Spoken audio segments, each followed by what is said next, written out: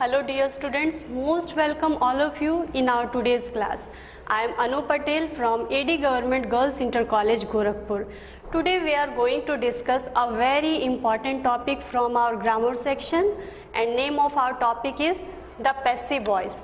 And my dear students, we will learn it in two parts. In our first part, we will discuss and learn how to change sentences of different tenses into passive voice, and in our second part we will learn how to change interrogative as well as imperative sentences in passive voice.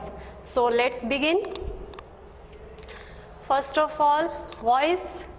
Let's try to understand its meaning. Voice क्या होती है? Voice is the quality of a verb which indicates whether the subject acts or is being acted upon. Voice जो होती है ये verb की quality होती है जो कि ये इंडिकेट करती है, ये बताती है कि सब्जेक्ट काम कर रहा है या कोई काम सब्जेक्ट के द्वारा हो रहा है। अब आप लोग यहाँ सोच रहे होंगे कि इन दोनों में डिफरेंस क्या है, सब्जेक्ट काम कर रहा है या कोई काम सब्जेक्ट के द्वारा हो रहा है। इसमें डिफरेंस सिर्फ बोलने के तरीके में है। यही होता है एक्टिव वॉइस और पैसिव वॉइस। जब हम किसी बात को कर्ता को महत्व देते हुए बोलते हैं तो वही हमारा क्या होता है, एक्टिव वॉइस होता है। और जब हम कर्ता को, सब्जेक्ट को पैसिव बनाकर फोकस हम ऑब्जेक्ट को देकर बोलते हैं, जब मेन हम इम्पॉर्टेंस ऑब्जेक्ट को देकर कोई भी बात, कोई भी सेंटेंस बोलते या लिखते हैं, तो वो हमारा पैसिव वॉइस होता है। अब एक बात और आपके दिमाग में आ रही होगी कि इसका यूज़ क्या है। बच्चों, कई बार ऐसा होता है, आप जनरली जब भी सेंटेंसेस लिखते हो तो हम लोग एक्टिव वॉइस में ही लिखते हैं या बोलते हैं, लेकिन कई बार ऐसा होता है जब हमें ऑब्जेक्ट को इम्पोर्टेंस देके, ऑब्जेक्ट को आगे रख के अपनी बात को स्पष्ट करना रहता है, अपने भाव को प्रकट करना रहता है। इन दैट केस हम सेंटेंसेस को पैसिव वॉइस में लिखते हैं या बनाते हैं। देखिए, जैसा मैंने बताया, वॉइस दो तरह की होती है, active voice, passive voice. Active voice में जो सब्जेक्ट होता है वो एक्टिव वॉइस हमें बताता है व्हाट सब्जेक्ट डज, सब्जेक्ट क्या करता है, मीन्स सब्जेक्ट के द्वारा किए गए काम को बताता है, सब्जेक्ट के बारे में बताता है। पैसिव वॉइस जो होता है उसमें the focus is on the object. Main focus, main importance हम किसको देते हैं, ऑब्जेक्ट को देते हैं, और ऑब्जेक्ट को इंपॉर्टेंस देते हुए अपनी बात हम लोग कहते हैं। इसी चीज को हम एक एग्जाम्पल से भी समझते हैं बच्चों। जैसे एक्टिव वॉइस में हमने यहाँ एक सेंटेंस लिखा है, नीलम एट 6 मैंगोज। नीलम ने 6 मैंगो खाए। यहाँ हम अभी नीलम का नाम लेते हुए हमने ये बात कही, नीलम ने 6 मैंगो खाए। आप ध्यान से सुनिएगा ये सेंटेंस, आपको तभी डिफरेंस क्लियर होगा। अब इसी बात को मैं पैसिव में कैसे कहूँगी, 6 मैंगोज वर इटन बाय नीलम। अब आप खुद रियलाइज करिए कि आपने इसमें क्या फील किया और यही बात बोलते हुए इस सेंटेंस में क्या फील किया। यहाँ हमने 6 मैंगोज को ज़्यादा इम्पोर्टेंस देके अपनी बात कही है। यही होता है पैसिव वॉइस, जिसमें हम ऑब्जेक्ट को इम्पोर्टेंस देके बात कहते हैं। यहाँ देखिए, ये हमारा सब्जेक्ट था, ये मेन वर्ब था, और ये हमारा क्या था, ऑब्जेक्ट था। जब हम पैसिव वॉइस बनाया हमने इसी सेंटेंस का, तो हमने ये ऑब्जेक्ट आगे रखा, इसको इम्पोर्टेंस देके यही बात कही। बात के कहने सेंस में भी कोई डिफरेंस नहीं आता है और टेंस में भी कोई डिफरेंस नहीं आता है, काल भी नहीं बदलता है और भाव भी नहीं बदलता है। दोनों चीज़ें आपको याद रखनी है। बात हमारी सेम, इसमें भी हमने यही बात कही कि नीलम ने 6 आम खाए। यहाँ भी हमने यही बात कही कि 6 आम नीलम के द्वारा खाए गए। हमारा टेंस नहीं बदला। देखिए, यहाँ 8 था, मीन्स वर्ब की सेकेंड फॉर्म थी, सिंपल पास्ट टेंस था। यहाँ भी वर लगा है जो कि क्या है, पास्ट टेंस का ही हेल्पिंग वर्ब है। फिर इटन बाय नीलम, कर्ता यहाँ भी नीलम है और कर्ता यहाँ भी नीलम ही है। दोनों में क्रिया एक ही पर्सन के द्वारा हुई है, मीन्स ना ही कर्ता बदलता है, ना ही टेंस बदलता है और ना ही सेंस बदलता है। बस एक्टिव वॉइस में हम लोग सब्जेक्ट को इंपॉर्टेंस देते हुए अपनी बात को कहते हैं, जबकि पैसिव वॉइस में हम ऑब्जेक्ट को इंपॉर्टेंस देते हुए उसी बात को कहते हैं।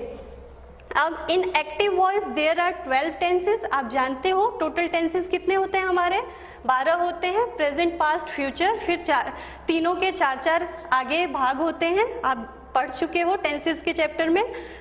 But in passive voice they are only 8, लेकिन उनमें से केवल 8 टेंसेस का ही पैसिव वॉइस बनता है। आगे हम डिस्कस करेंगे, आपको क्लियर होगा। आगे बढ़ते हैं बच्चों, आपने ये जान लिया कि active voice, passive voice, basic knowledge आपको हो गई, क्यों बनाते हैं हम लोग और क्या होता है, आपने मीनिंग समझ लिया। अब हम कैसे चेंज करते हैं, कैसे एक्टिव वॉइस से कोई सेंटेंस एक्टिव वॉइस में हो तो उसको पैसिव वॉइस में कैसे कन्वर्ट करते हैं, ये हम सीख लेते हैं। यहाँ बच्चों नीचे कुछ एग्जाम्पल्स दिए गए हैं और यहाँ चेंज करने के स्टेप्स दिए गए हैं। हम इन दोनों को साथ लेकर चलेंगे ताकि हमें ज़्यादा क्लियरली समझ आए। जैसे है हमारा पहला स्टेप क्या होता है, ब्रिंग द ऑब्जेक्ट फर्स्ट। सबसे पहले जो भी ऑब्जेक्ट होता है उसको स्टार्टिंग में सब्जेक्ट के प्लेस पर लाना होता है। जैसे पहले हम इसको डिनोट कर लेते हैं, ये हमारा क्या है, सब्जेक्ट है, ये वर्ब की फॉर्म है, यहाँ वर्ब की फॉर्म क्या है, फर्स्ट फॉर्म है, मीन्स प्रेजेंट टेंस का ये सेंटेंस है। ये आपको आइडेंटिफाई करना आना चाहिए। जब भी आप पैसिव वॉइस बनाते हो तो आपको सबसे पहले ये आइडेंटिफाई करना होगा कि वो सेंटेंस कौन से टेंस का है, प्रेजेंट का है, पास्ट का है कि फ्यूचर का है। फिर ये क्या होता है, हमारा ऑब्जेक्ट होता है। अब देखिए हम रूल पे आते हैं। हमारा रूल क्या कहता है, ब्रिंग द ऑब्जेक्ट फर्स्ट। सबसे पहले ऑब्जेक्ट को ले आइए।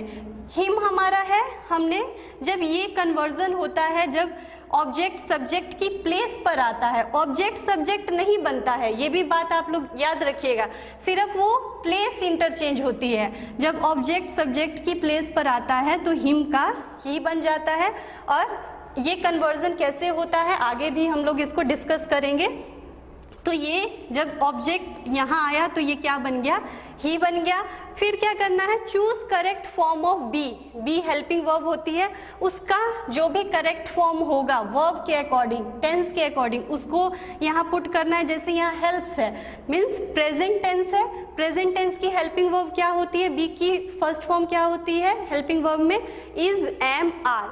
अब उस इज, एम, आर को हम इस सब्जेक्ट के अकॉर्डिंग जो भी हमको अप्रोप्रिएट लगेगा उसे हम यहाँ पुट करेंगे। जैसे ही क्या है हमारा, सिंगुलर है, सिंगुलर के साथ क्या यूज होता है, इज यूज होता है। यदि यहाँ आई रहता तो एम यूज होता, या यदि यहाँ प्लूरल कोई सब्जेक्ट रहता जैसे दे तो आर यूज होता। ये क्लियर है आपको। तो हम क्योंकि यहाँ सिंगुलर है तो हमने क्या हेल्पिंग वर्ब यूज की, इज यूज किया। फिर है change main verb into third form of verb. जो भी मेन वर्ब दी हुई है उसकी थर्ड फॉर्म हमें पुट कर देनी रहती है। और बच्चों वो कोई भी टेंस हो, चाहे प्रेजेंट का हो, पास्ट का हो, फ्यूचर का हो, चाहे नेगेटिव हो, इंट्रोगेटिव हो, कोई भी सेंटेंस जिसको आप एक्टिव वॉइस से पैसिव वॉइस में कन्वर्ट कर रहे हो तो you are to change it in third form always. आपको हमेशा इसे थर्ड फॉर्म में बदलना है। तो यहाँ हमारा हेल्प का थर्ड फॉर्म हेल्प्ड हो जाएगा। फिर क्या रूल कहता है, ऐड बाय प्लस सब्जेक्ट। फिर हमको बाय, फिर हमारा सब्जेक्ट क्या है, शी है। फिर जब ये ऑब्जेक्ट की प्लेस पर आता है तो शी का हर हो जाता है। ये तरीका होता है बच्चों बनाने का। इस रूल के अकॉर्डिंग आपको बनाना है। एक्टिव वॉइस में हम कोई भी सेंटेंस किस तरह से लिखते हैं, एसवीओ रूल के अकॉर्डिंग, सब्जेक्ट, वर्ब, ऑब्जेक्ट, आप भी जानते हो। लेकिन जब उसी का पैसिव बनता है तो ये ऑब्जेक्ट क्या होता है हमारा आगे आ जाता है ऑब्जेक्ट, फिर बी की फॉर्म लगती है, हेल्पिंग वर्ब जो भी अप्रोप्रिएट लगे आपको टेंस के अकॉर्डिंग, फिर वर्ब की थर्ड फॉर्म बाय और सब्जेक्ट। होप कि आपको अच्छे से समझ आ गया होगा। एक एग्जाम्पल हम लोग और यहाँ पर डिस्कस करेंगे, जैसे शी हेल्प्ड हिम।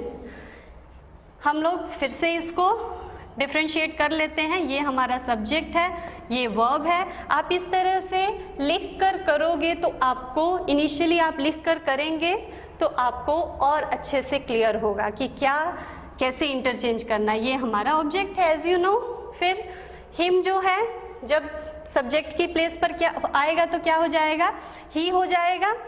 अब यहाँ देखिए, यहाँ हमारा हेल्प्स था, मीन्स प्रेजेंट टेंस था। फिर हमको अब यहाँ आइडेंटिफाई करना जरूरी है कि कौन सा टेंस है। अब यहाँ आप helped means help, helped, helped, आप आइडेंटिफाई कर सकते हो कि ये सिंपल पास्ट टेंस का सेंटेंस है। तो हमारा हेल्पिंग वर्ब क्या होगा इसके अकॉर्डिंग, वॉज होगा। सिंपल पास्ट में क्या होती है हेल्पिंग वर्ब, बी की क्या होती है, वॉज और वर। वर तब लगता जब यहाँ प्लूरल होता, लेकिन यहाँ सिंगुलर पर्सन है, सिंगुलर पर्सन की बात हो रही है तो यहाँ क्या लगेगा, वॉज लगेगा। फिर हेल्प की थर्ड फॉर्म लगेगी, तो हेल्प की थर्ड फॉर्म भी क्या होती है, हेल्प्ड ही होती है। बाय शी का क्या हो जाता है, हर हो जाता है। तो इस तरह से बच्चों आपको चेंज करना है and I am very sure कि आपको समझ आ गया होगा। आगे हम सीख लेते हैं कि how subject and object change, कैसे सब्जेक्ट और ऑब्जेक्ट, अभी हमने पीछे डिस्कस किया कि ये सब्जेक्ट की प्लेस पे आ रहा है तो ये ही से हिज, हिम हो जाएगा, इस तरह से हम लोग बात कर रहे थे। तो कैसे ये चेंज होता है, ये एक टेबल के थ्रू मैंने यहाँ आपके सामने प्रेजेंट किया है और इस टेबल को आपको अच्छे से लर्न करना है। पहले हम लोग देख लेते हैं कि कैसे चेंज होता है। आई बच्चों हमेशा मी में चेंज होता है, मी रहेगा तो वो आई में चेंज होगा। वी अस में, अस वी में, दोनों एक दूसरे में चेंज होते हैं। यू यू में ही चेंज होता है। दे देम में और देम दे में, ही हिम में, हिम ही में, शी हर में और हर शी में चेंज होता है। इस तरह से ये दोनों एक इंटरचेंज होते हैं। जो भी प्रोनाउन सब्जेक्ट की प्लेस पे रहेगा, यदि वो ऑब्जेक्ट की प्लेस पे जाता है तो इस तरह से ये इंटरचेंज होते हैं। यदि शी रहेगा तो जब वो ऑब्जेक्ट की प्लेस पे जाएगा तो हर हो जाएगा, या हर रहेगा ऑब्जेक्ट की प्लेस पे और सब्जेक्ट की प्लेस पे आएगा तो वो शी हो जाएगा। लेकिन यदि कोई प्रॉपर नाउन रहता है तो वो कभी भी चेंज नहीं होता है।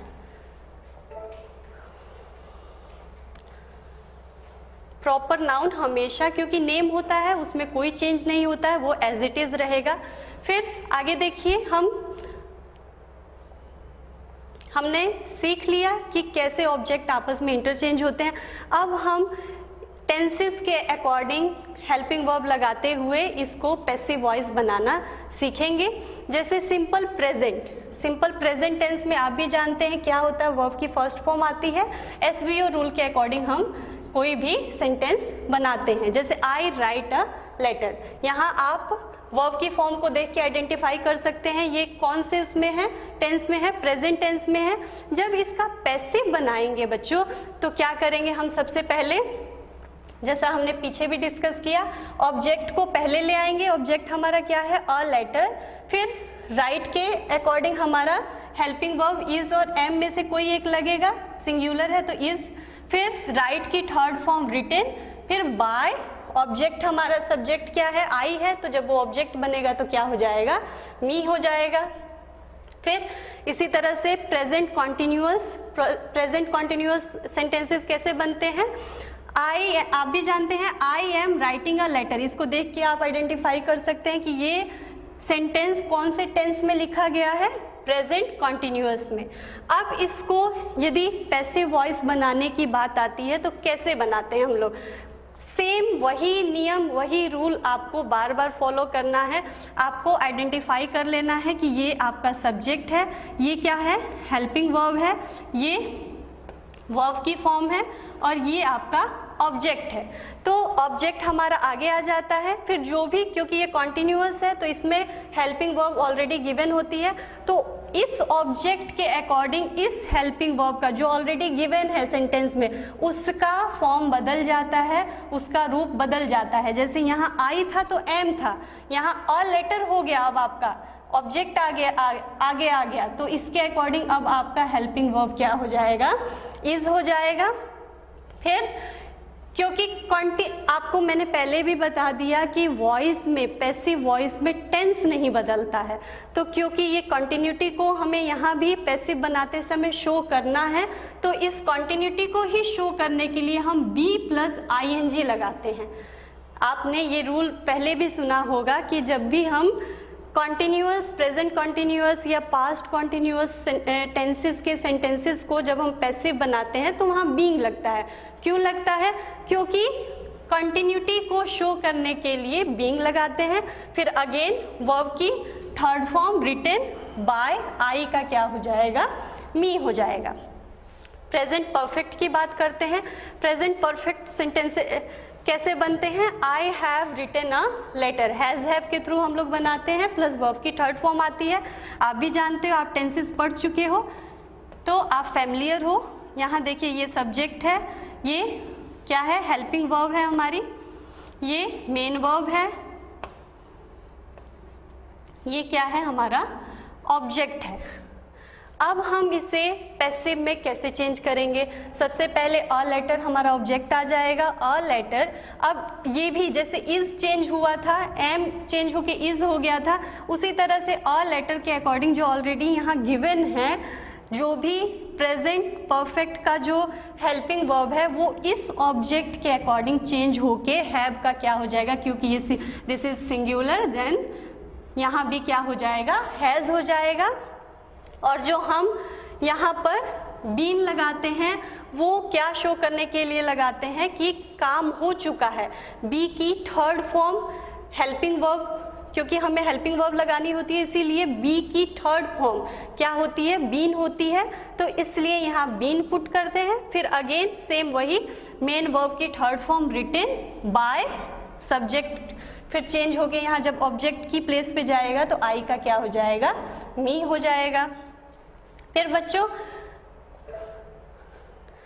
प्रेजेंट परफेक्ट कॉन्टिन्यूअस, देखिए यहाँ सेंटेंस है I have been writing a letter since morning. इनका पैसिव में यूज़ नहीं होता है। कॉमनली जब भी हम बातचीत करते हैं या लिखते हैं तो इन सेंटेंसेस को हम पैसिव वॉइस में नहीं यूज़ करते हैं। आगे बढ़ा जाए और यहाँ हम लोग सिंपल पास्ट, सिंपल पास्ट में आप जानते हैं वर्ब की सेकंड फॉर्म आती है, आप आइडेंटिफाई कर सकते हो। यहाँ ये हमारा सब्जेक्ट है, ये हमारा ऑब्जेक्ट है, सेम वैसे ही करना है, बस आपको आइडेंटिफाई क्या करना है? टेंस कौन सा है। यहाँ आप आइडेंटिफाई कर लिए कि ये सिंपल पास्ट टेंस है, तो पास्ट टेंस की हेल्पिंग वर्ब क्या होती है? वॉज और वर। तो अगेन सेम रूल फॉलो होगा, ऑब्जेक्ट आगे आ जाएगा, फिर पास्ट की हेल्पिंग वर्ब इसके अकॉर्डिंग, इस सब्जेक्ट के अकॉर्डिंग, सिंगुलर है तो वॉज, फिर वही राइट की third form write, wrote, written होती है बाय, ये क्या हो जाएगा? सब्जेक्ट ऑब्जेक्ट की प्लेस पे जाएगा तो आई का मी हो जाएगा। फिर पास्ट कॉन्टिन्यूअस, जैसे आपने प्रेजेंट कॉन्टिन्यूअस बनाया सेम वैसे पास्ट कॉन्टिन्यूअस भी, जैसे पहले यहाँ देख लीजिए कैसे लिखते कैसे हैं हम लोग past continuous sentences. I was writing a letter, again object यहाँ आइडेंटिफाई कर लेंगे आप लोग, ये क्या है? Subject, helping verb, then this is main verb and then this is object. Object पहले आ जाएगा, अ लेटर, फिर क्योंकि ये अ लेटर सिंगुलर है ऑलरेडी यहाँ भी सिंगुलर हेल्पिंग वर्ब लगी हुई है, तो वॉज कंटिन्यूटी को शो करने के लिए हम हमेशा कॉन्टिन्यूअस में क्या लगाते हैं? बीइंग, वर्ब की third form written by, I का मी हो जाएगा। पास्ट परफेक्ट में I had written a letter, same a letter, यहाँ ऑब्जेक्ट, ये क्या है हमारा? Subject, helping verb, main verb, then this is object. Object आगे आ गया, फिर जो भी हेल्पिंग वर्ब गिवन है उसको पुट करते हैं हम लोग हैड, फिर क्योंकि पास्ट परफेक्ट टेंस है तो हैड बीन, बीन ऐड होता है, बी की थर्ड फॉर्म बीन, फिर रिटन बाय मी। फिर पास्ट परफेक्ट कॉन्टिन्यूअस जो टेंसेस होते हैं उनके जो सेंटेंसेस होते हैं उनको हम पैसिव वॉइस में नहीं कन्वर्ट करते हैं, उनका यूज़ नहीं होता है पैसिव वॉइस में। Next is future, simple future. Future sentences कैसे बनते हैं? I shall write a letter, will और शेल हेल्पिंग वर्ब को यूज़ करके आप फ्यूचर के सेंटेंसेस बनाते हैं, आप जानते हैं। I shall write a letter, यहाँ बच्चों शेल क्यों लगा है? कैन यू टेल मी?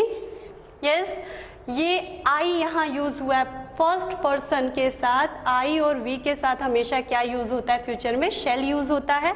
हम पिछली क्लासेस में पढ़ चुके हैं, इसलिए यहाँ शैल यूज़ हुआ है। I shall write a letter, identify करिए, this is subject, helping verb, main verb and this is object. Again object आगे आ जाएगा, अ लेटर। अब देखिए यहाँ अब क्या आ गया, अ लेटर, ये ऑब्जेक्ट सब्जेक्ट की प्लेस पर आया है, तो यहाँ इसके अकॉर्डिंग हेल्पिंग वर्ब लगेगी। यहाँ पहले आई के अकॉर्डिंग शेल लगा था, लेकिन अब इसके अकॉर्डिंग क्या हो जाएगा, विल लगेगा। विल बी की जब कोई हेल्पिंग वर्ब ऑलरेडी रहती है तो हम लोग बी की जो बेस फॉर्म होती है वही यूज करते हैं। तो क्योंकि ये फ्यूचर सेंटेंस है, फ्यूचर टेंस का सेंटेंस है, इसलिए हम बी यूज करेंगे फर्स्ट फॉर्म, रिटन बाय मी। यही आपका क्या होता है, सिंटेक्स होता है, इसको आप लोग ध्यान में रख के बनाएंगे। फिर फ्यूचर कॉन्टिन्यूअस जो होता है, I shall be writing a letter, इसका भी पैसिव वॉइस में यूज नहीं होता है। Then is future perfect.